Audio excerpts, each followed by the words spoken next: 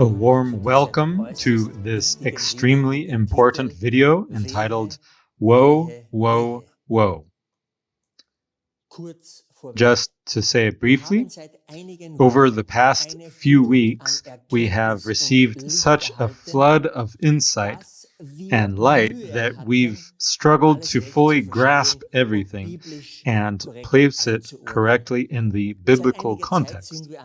For some time now, we've been writing several articles that pick up roughly at the level of understanding we had at the end of May 2025, and which will include some refinements and a wealth of profound insight. Here on the screen, you see our latest May publications. The very first brand new article, entitled The Mystery of the Seventh Bowl, was just published in English on July 8th. German and Spanish versions followed the next day. I will introduce the topic of the three woes, something you won't find anywhere else. It's completely up to date, so please stay with us until the end. To state it up front, in case there's any uncertainty, yes, the 70th Jubilee year began on March 30th, 2025, and will logically extend into the spring of 2026, as Benedict's signet for the enslavement plan already hinted. 2008-2009 plus 17 chain links brings us to 2025-2026. I've already explained this in the video, Who is the Dragon? So no need to be concerned if you're focusing solely on the dates. We now come to the current topic of the video, the three woes. And only now does it make sense. A few days ago, a rare piece of news startled those who lift up their heads to heaven. A particularly rare celestial object is visiting our solar system. Let's read. It is official. An interstellar object is visiting our solar system. For only the third time in history, astronomers have found an interstellar object hurtling through our solar system. The newly discovered space rock, now named 3I Atlas, could be as large as 12 miles, 20 kilometers in diameter, and it's soaring toward the sun at a blistering pace. Update. The newly discovered space rock has a new designation, 3I Atlas. And that letter I stands for interstellar. So we have a visitor from another solar system. Just a quick mention, the article is linked here. Simply scan this QR code. Interstellar means it comes from outside our solar system, or, in other words, from somewhere in our galaxy. As we've read, this is extremely rare, and so it has captured our attention, especially Brother John's attention. Because it is so rare, it cannot be a coincidence. Many comets come from the Oort cloud. That is remarkable. But interstellar objects are extraordinarily rare. Now, we want to know what we can learn from the other two interstellar objects that came before and when they visited us. One thing should be clear. Only God can send them at His appointed time and guide their paths accordingly. The same article continues. There's a new object in the solar system headed toward the sun, and it appears it came from interstellar space. We only know of two other interstellar objects that have entered into our solar system before: Oumuamua and comet 2I Borisov. The nature of Oumuamua is still a matter of debate. And the second was a comet from another solar system. Now we have a third interstellar visitor. In this linked article from which I'm quoting, the two other interstellar objects are also linked so you can read about them. Oumuamua is especially mysterious and very well known, as you will discover in your studies. First, here is an animation and some key data about the first two interstellar objects. Oumuamua was discovered on October 19th, 2017. Its perihelion was on September 9, 2017, and its closest approach to Earth was on October 14, 2017. And 2I Borisov was discovered on August 30th, 2019. Its perihelion was on December 8, 2019, and its closest approach to Earth was on December 28, 2019. What we can already conclude is this. After 168 years of judgment on the dead, which ended in 2014, the judgment of the living began. And since then, the first two interstellar objects have appeared. Why not much earlier? Why now? And just a few days ago, the third interstellar object was discovered. From earlier videos, we already know the time frames when the four winds were to be loosened. But then a decisive part of Revelation 7 was fulfilled in the autumn of 2016 through the sacrifice of Philadelphia. The winds were not loosened. Instead, more time was granted to continue the sealing work. This also meant that Trump's machinations in his first term were held in check. Brother John explained this in detail in his video, The Loosening of the Four Winds. Be sure to watch it if you haven't yet internalized these insights. When Oumuamua arrived, it was also the time when many people looked up and recognized the sign of the woman from Revelation 12, 1 and 2 in the constellation of Virgo on September 23, 2017. As the Philadelphia Church, around May 2017, we began not only to study God's clock in Orion, but we also discovered the mighty language of God from the heavens, which can be heard throughout the entire Mazzaroth. The world should therefore have been ready to listen to God's voice. That is exactly when Oumuamua appeared. One of our well-known comets forming the sign of the Son of Man, Comet K2, was also discovered on May 21, 2017, coming from the constellation of Draco. Thus, we can explain and understand both signs in the heavens described in Revelation 12.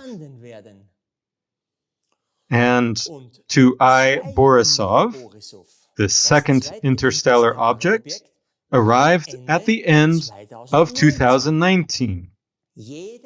By now, everyone knows that this marked the beginning of the COVID pandemic.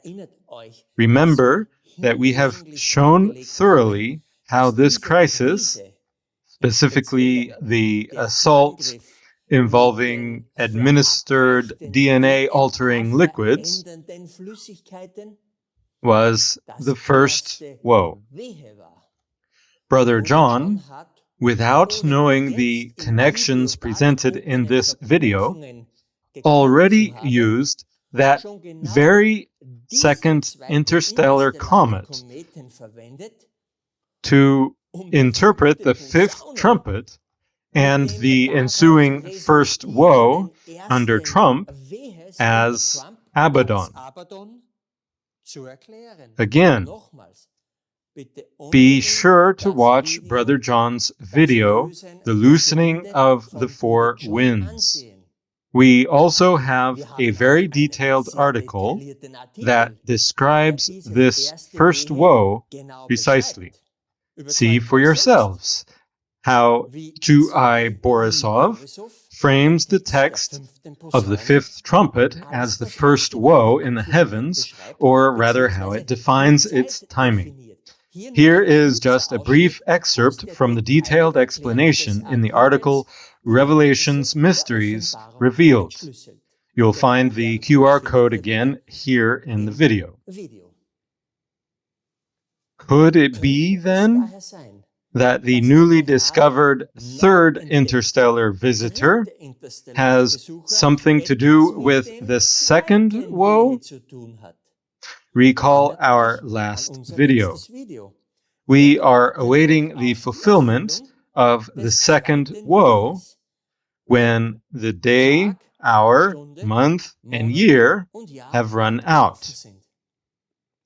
If that is so, what role in Revelation did Oumuamua play, since it came before the first woe? To answer that, we must logically turn to the text of the fourth trumpet, right? After all, it is about the interstellar object before the fifth trumpet, which brings about the first woe and is linked to Tuai Borisov. Immediately after the fourth, and before the fifth trumpet text, comes an unusual verse announcing the three coming woes. Let us read. Here is Revelation 8:13.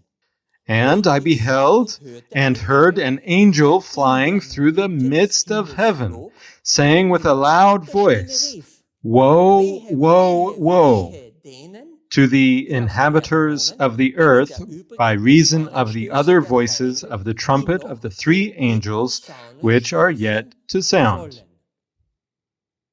By that time, we had already published our loud-sounding trumpet clock and reported on the first four trumpet fulfillments in the article section Prophecies Fulfilled. You'll find the QR code again here in the video. But at that time, we didn't know yet about Oumuamua or understand its purpose.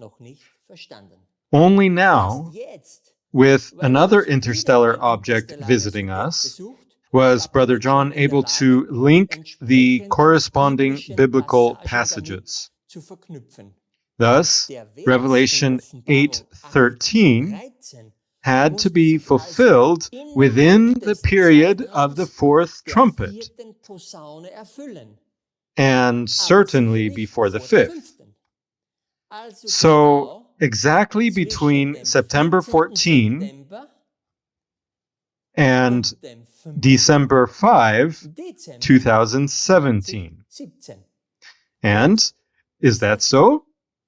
Yes, down to the very day.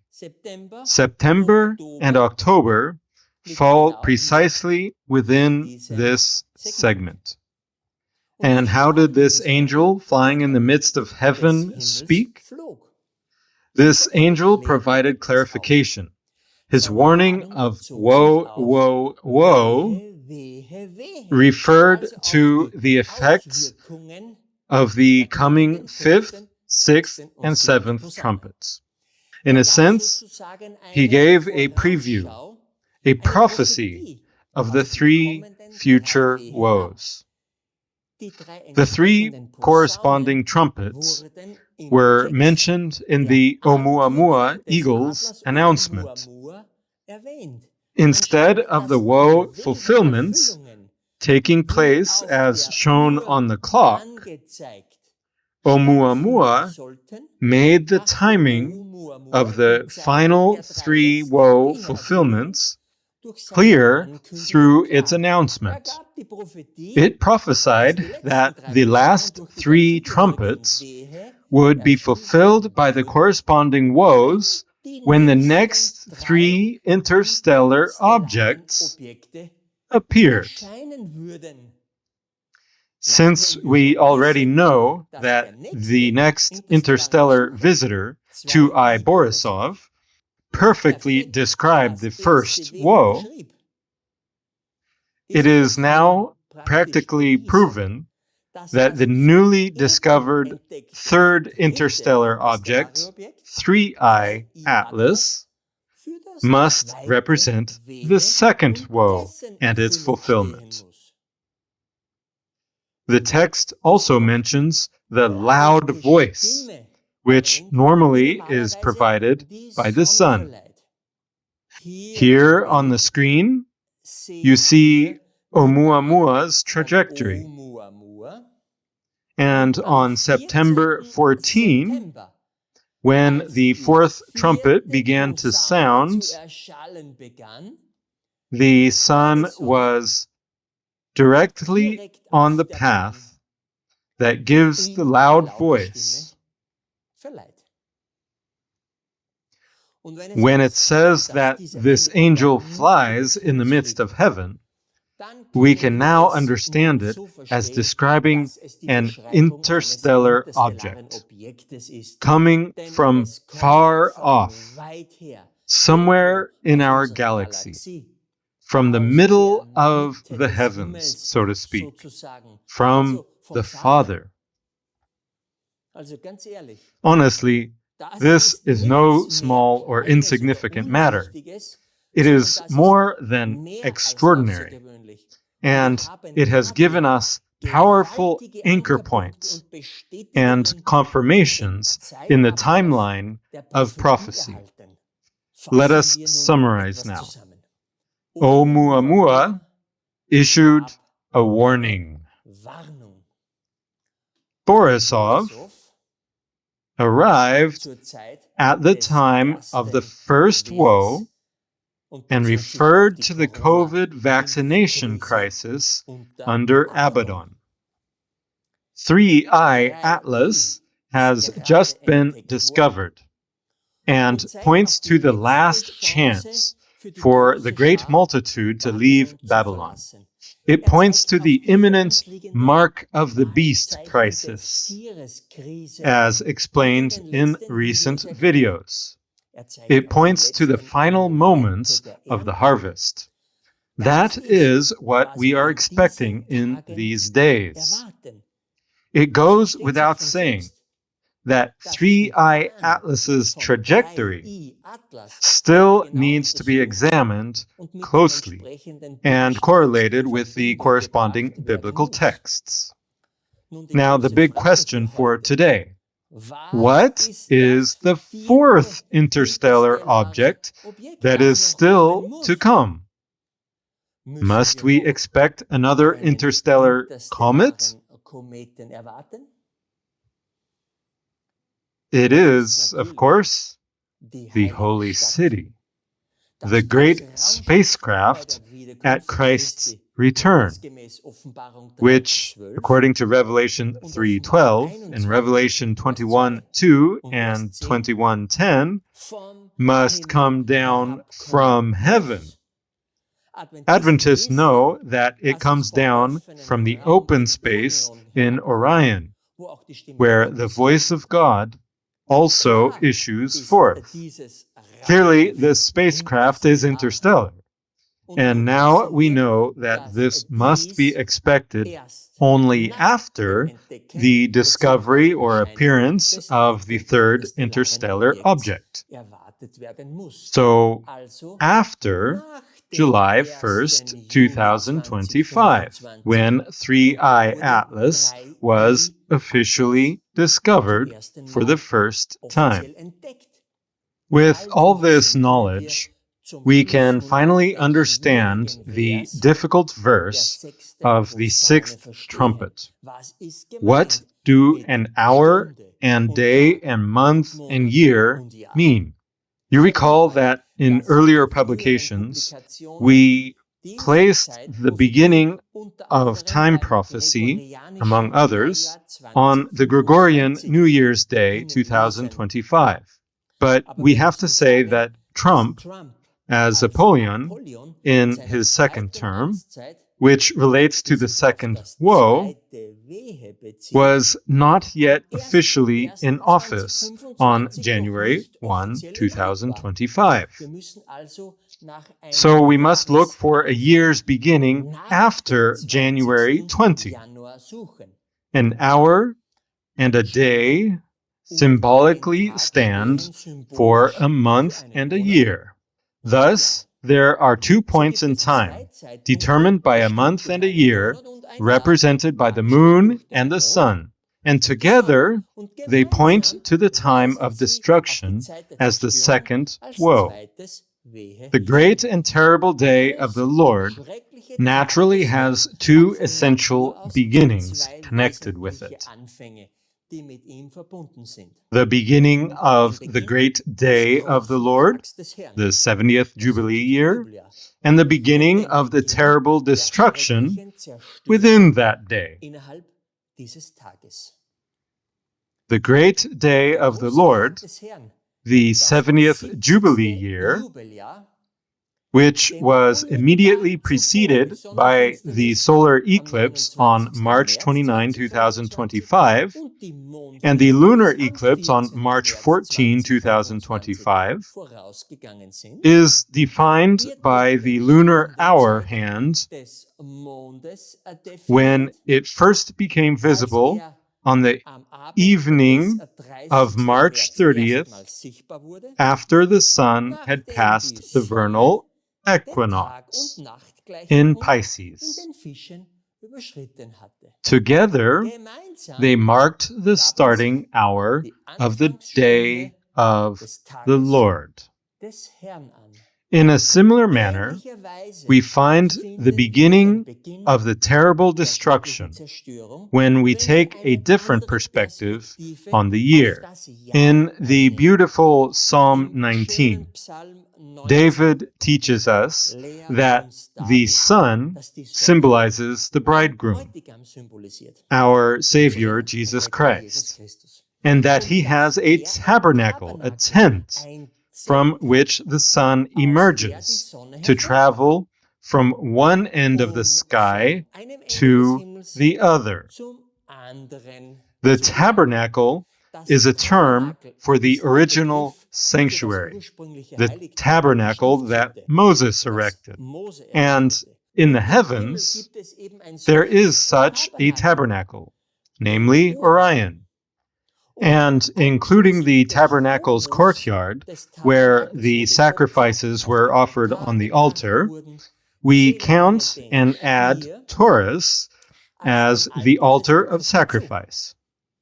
Thus, the emergence of the bridegroom from his chamber is equated with the emergence of the sun from Taurus as it begins its path from one end of heaven, where the galactic equator crosses Taurus, and through its circuit in the Mazzaroth, returns to the point where the ends of the galactic equator converge in Taurus once again. You see here the animation showing the sun leaving the tabernacle, making its circuit, and returning to the tabernacle. At this starting point, the sun, of course, reaches the June solstice. This is our reference point for the second sun-moon pair. The moon begins with the new moon before the sun has emerged from its chamber to start a new race away from the galactic equator. The month, which ended with the visible new moon from June 26 to 27, ushered in the terrible year, during which the second and later the third woe must be expected. Thus, the destruction of the second woe could not have begun any earlier. And just a few days later, the corresponding interstellar visitor, 3I Atlas, was discovered on July 1, 2025. It stands for this second woe, and its path in the heavens must be examined closely to glean more details. I hope the video was neither too short nor explained too imprecisely, but also not so long as to cause anyone to turn off this video prematurely.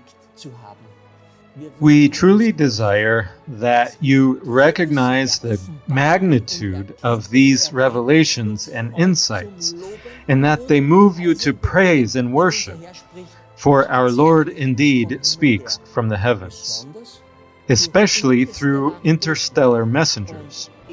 And He wants us not to move forward in ignorance, but to be informed. He desires that we await the Lord because we are watchful and know when He will return. That is true anticipation. Stay tuned and don't miss the next publication.